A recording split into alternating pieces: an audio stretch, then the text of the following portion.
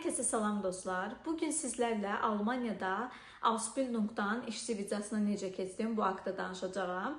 Bir illik yaşadığım bütün təcrübələri asan şəkildə sizə izah edəcəyəm ki, heç bir çətinlik çəkməyəsiniz və asanlıqla Ausbildungunuzu işçi vizasına dəyişə biləsiniz.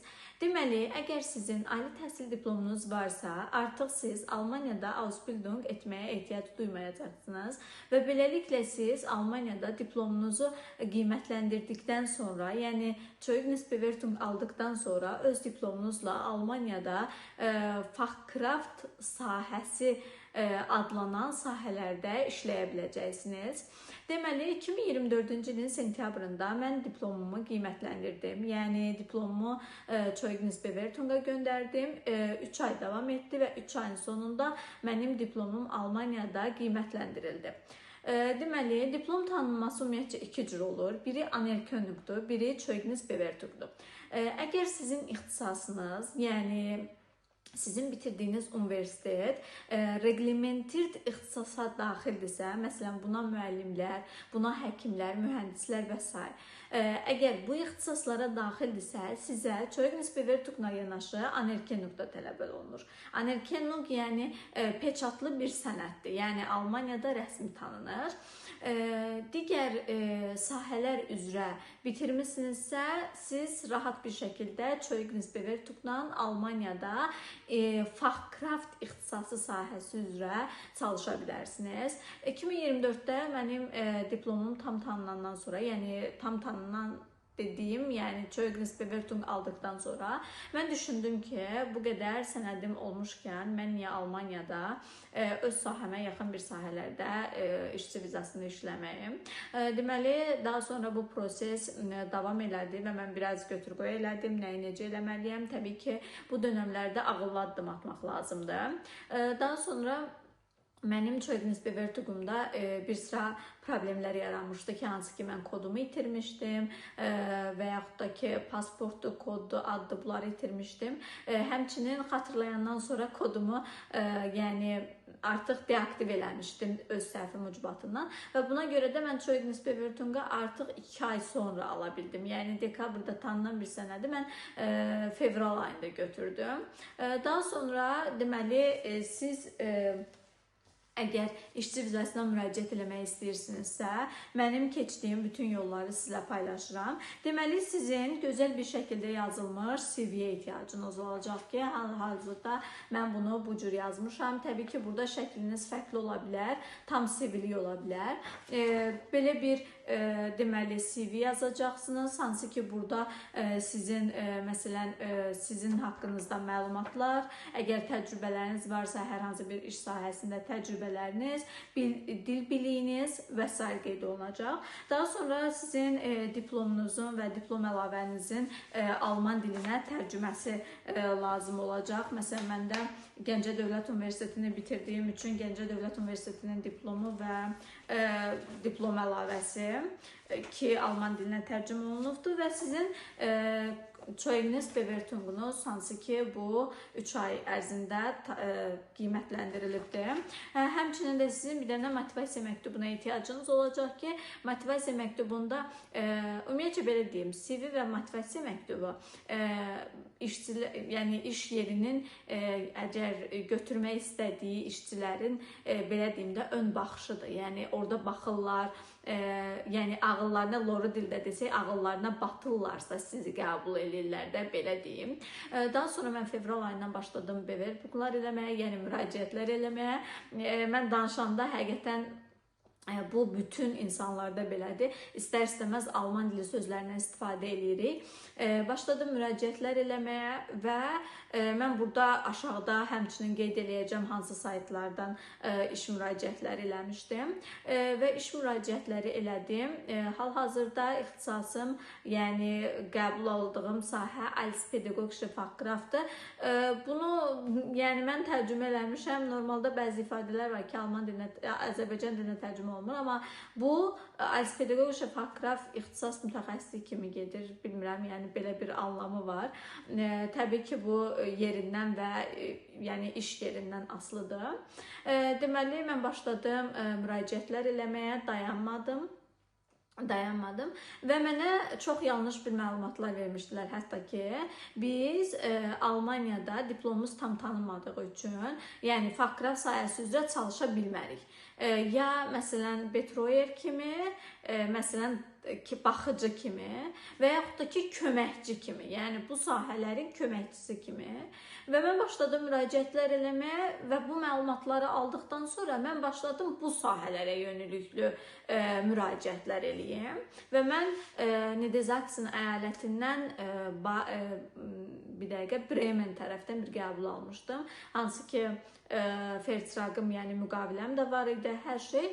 Hərçənd ki bir müddət sonra mən miqrasiya idarəsinə bütün sənədlərimi təqdim edəndən sonra mənə razılıq vermədilər ki, bəs köməkçiyə 18B işçi vizası verilmir və mən bir sıra vaxt itkisi elədim bu dönəmdə ki, əgər mən bilsəydim ki, sırf Fakraf üzrə qəbul almalıyam, yəni belə deyim də qualifiziert olunmuş ixtisas üzrə qəbul almalıyam. O zaman yəni mən direkt elə Fakraft üzrə müraciət eləyərdim. Yəni zaman itirməzdim. Təbii ki, bu mənim üçün bir təcrübə idi. Yəni çox gözəl bir təcrübə yaşadım bundan bağlı.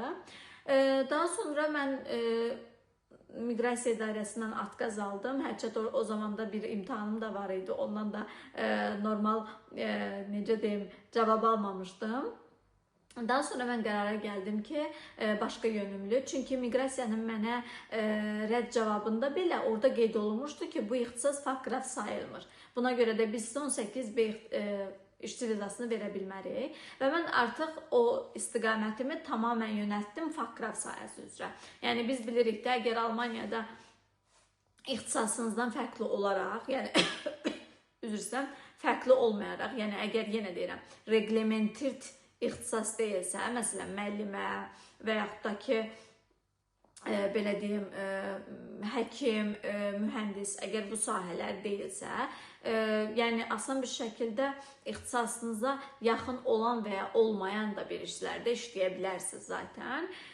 Daha sonra mən bütün fikrimi, zikrimi yönəltdim Fakraf sahəsi üzrə və başladım Bewerbunglar müraciətlər eləməyə. Yenə saytı qeyd eləyəcəm burada, hansı saytdan istifadə edə bilərsiniz. Və qərara gəldim ki, bu dönəmlərdə mən bir dənə səyahət eləsəm, mənim üçün çox yaxşı olar. Və mən bu səyahətimi Azərbaycan üçün planlaşdırmışdım və getdim Azərbaycana, ailəmi ziyarət elədim, həmçinin 30 illik Qarabağ həsrəti var idi ki, təbii ki, mən Qarabağı görməmişdim, ümumiyyətcə mənim bacım görüb oranı, amma mən oranı belə deyim də, yəni görmək istəyirdim, Xankəndini, Xocalını. Bunun üçün də Qarabağa getdim, gözəl vaxt keçirdim. İndi həyat dolu Aytacın 3 ən böyük arzusu var. Torpaqlarımızın işğaldan azad edilməsi, yoldaşlarının başlatdığı aksiya çərçivəsində lazımi vəsait toplanarsa əməliyyat olunmaq və Xocalıya qayıtmaq.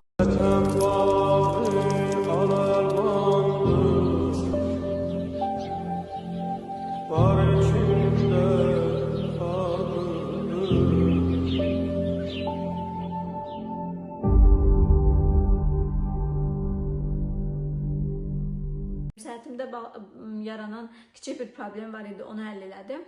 Və mən buna baxmayaraq, yəni Azərbaycanda olduğu müddətdə də müraciətlər eləyirdim. Yəni dayanmırdım, belə deyim. Motivasiya məktubları yazırdım. Yəni bilirsiniz də, hər işə addenda motivasiya məktubları yazmaq lazımdır.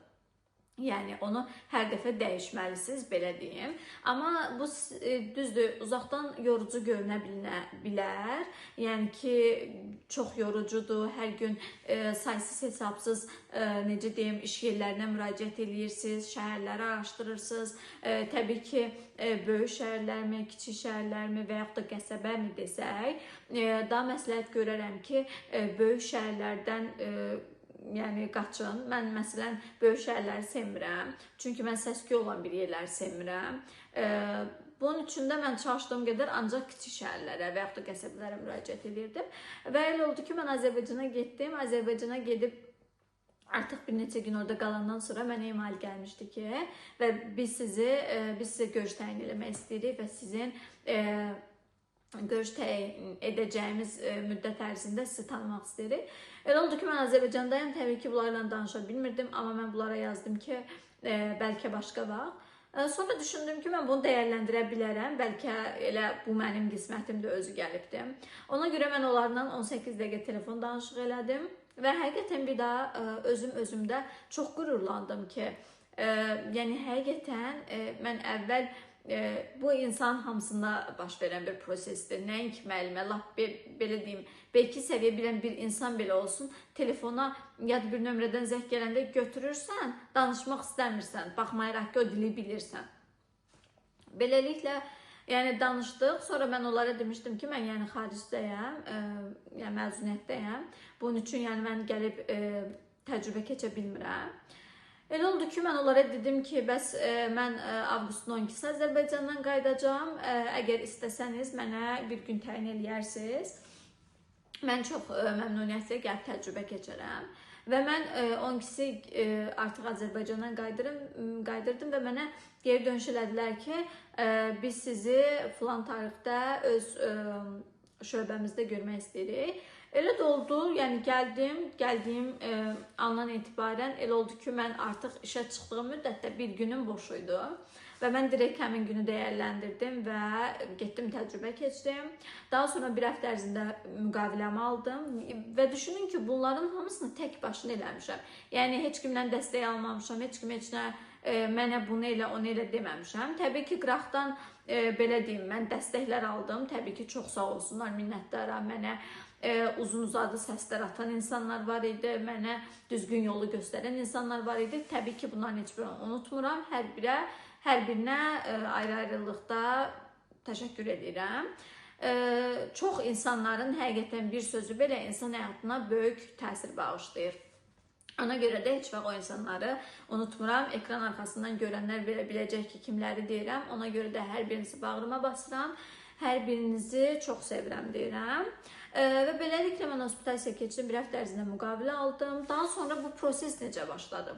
Bu prosesi mən Ausbildung etdiyim müddətdə elədim. Yəni, məsələn, Ausbildungu ləğv eləyim, direkt bu işimin arxasınca gedim, yox.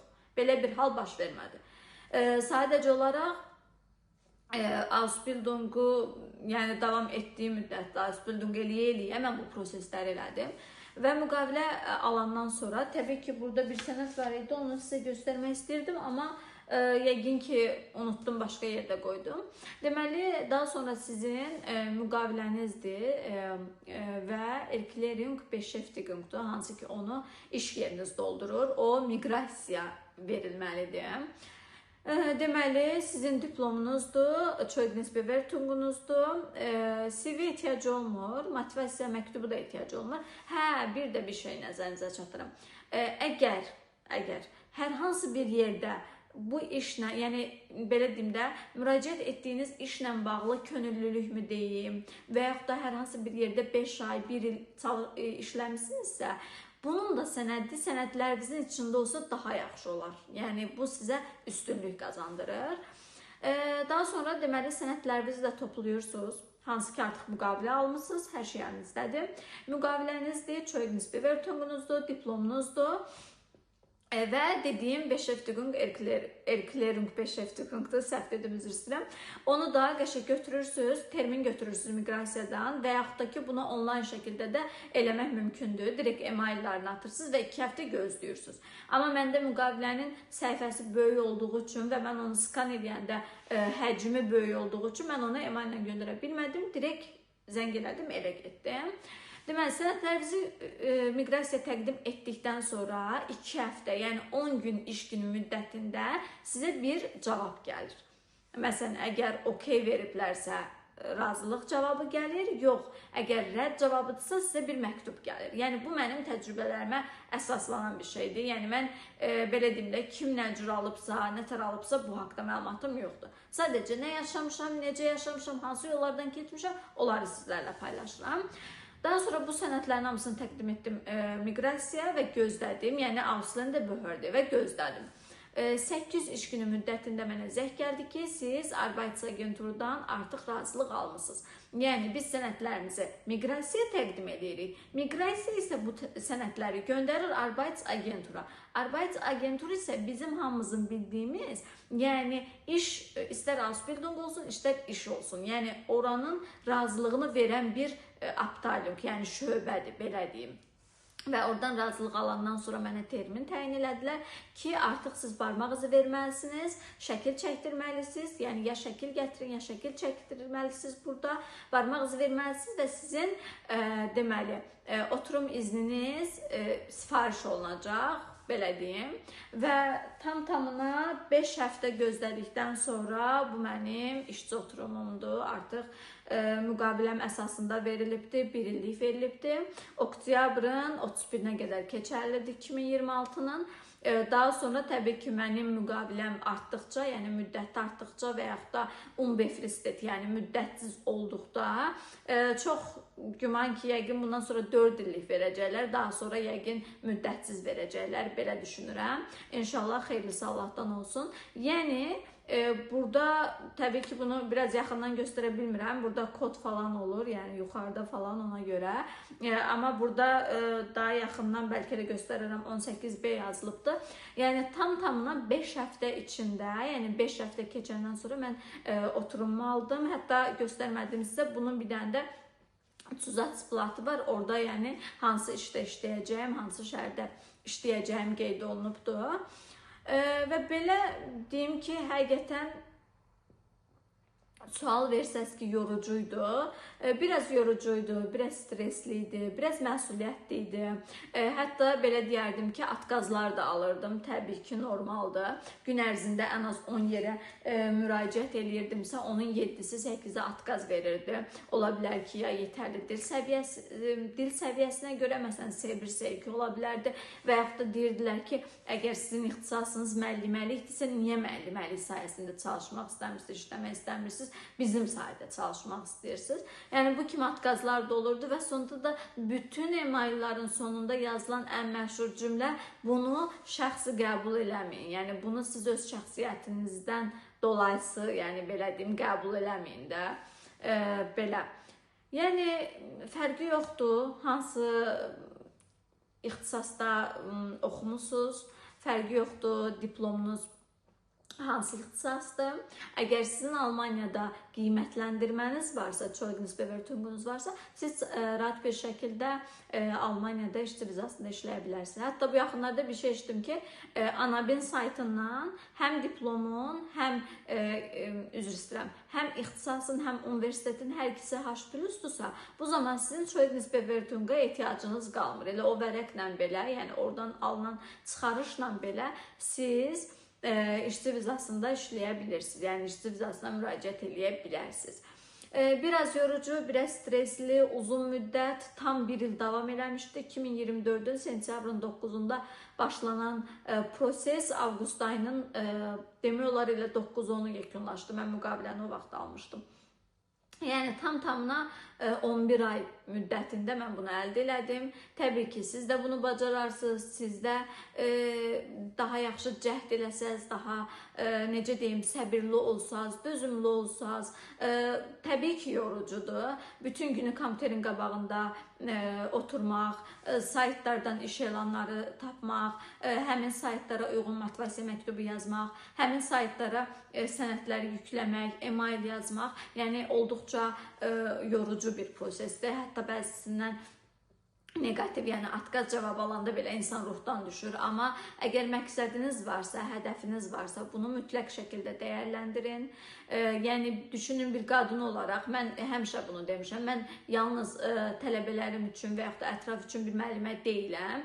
Həmçinin keçirdiyim təcrübələri, yaşadığım təcrübələri sizlərlə bölüşmək üçün burada varam və ona görə də müəlliməlik tək insanların belə deyim də, bilik və bacarıqlarını artırmaq deyil, həmçinin də onların həyatına işıq olmaqdır.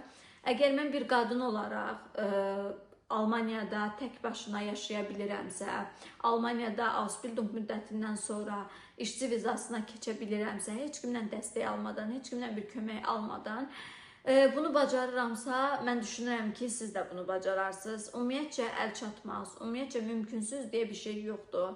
Hər şey mümkündür. Təbii ki, Allahın izni ilə hər şey əl çatandır.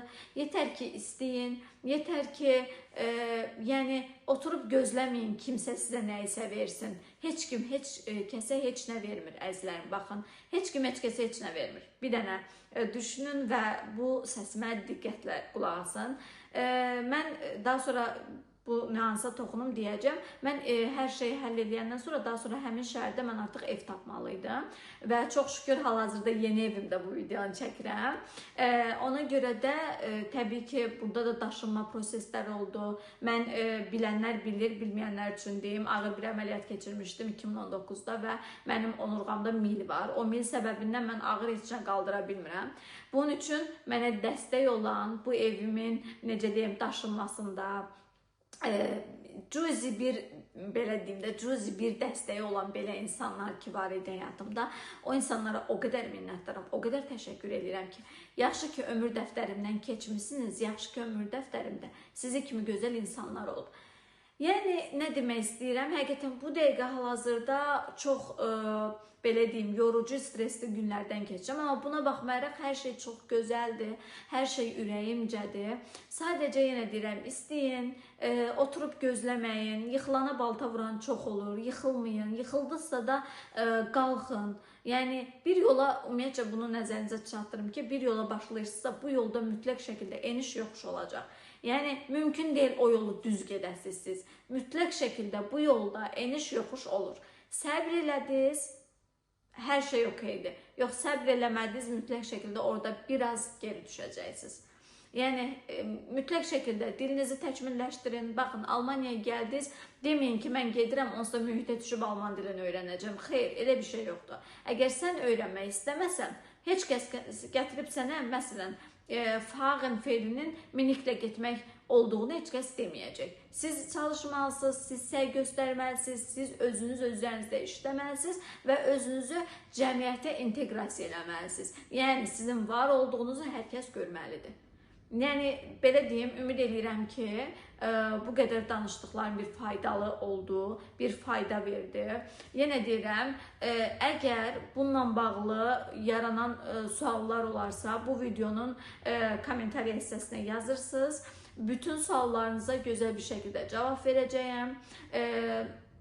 Bütün suallarınızı istəsəz buradan, rəy bölməsinə, istəsəz Instagramdan, direktimə yaza bilərsiniz, fərq yoxdur. Müəllimənizin vaxt olduğu müddətdə mütləq şəkildə hər birinizə geri dönüş eləyəcək. Allahın izni ilə inşallah. Mən düşünürəm və inanıram ki, siz bacarmısınız artıq. Sadəcə özünüzə inanın, Allahınıza inanın, səbirli olun və heç vaxt dayanmayın. Ancaq davam edin. İnanın ki, bu yolda ancaq dayananlar yox, davam edənlər qazanır. Öpürəm sizi, bağrıma basıram. Növbəti videolarda görüşmək ümidi ilə deyib sağollaşıram. Hələlik.